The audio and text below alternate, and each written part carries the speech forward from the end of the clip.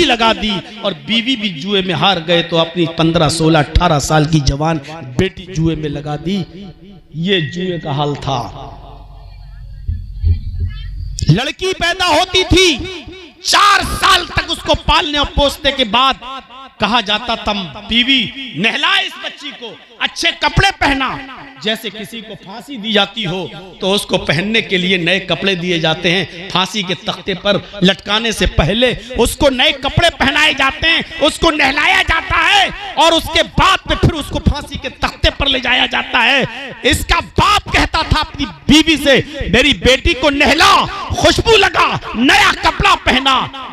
माँ अपनी बेटी को नहलाती थी, धुलाती थी, नए कपड़े पहनाती थी और फिर 4 साल की इस बच्ची को इसका जालिम बाप हाथ पकड़ के मेले के बहाने ले जाता था और जंगल में गड्ढा पहले से खुदा होता था, धक्का देता था, ऊपर से मिट्टी डाल के उसको पाट देता था और वो अब्बू अब्बू चीखती और चिल्लाती रहती थी और जब तक वो मर नहीं जाती थी तब तक वहां से आता नहीं था। और जब यकीन कर लेता था कि मेरी बेटी अब मर गई होगी तब वो आता था अपने मोहल्ले में और जश्न मनाता था। अपने दोस्तों के साथ शराब का दौर चलता था। अपनी बेटी को मारने के बाद, कत्ल करने के बाद, दफनाने के बाद जश्न चलता था। मेरे भाइयों, उम्मुल खबाइस था मक्का। मक्के को लोग तमाम बुराइयों की जड़ कहते थे।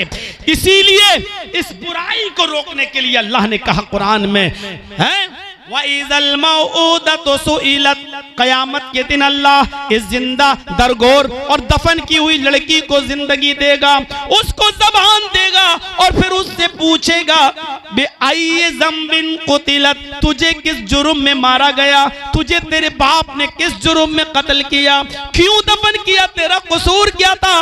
वो छोटी सी 4 साल की बच्ची अपनी जबान से चीख कर कहेगी, अल्लाह मेरा कसूर ये था कि तूने मुझे मेरे बाप के घर में लड़की बनाकर पैदा किया था, मैं लड़की बनकर इस घर में पैदा हुई, यही मेरा जुर्म था।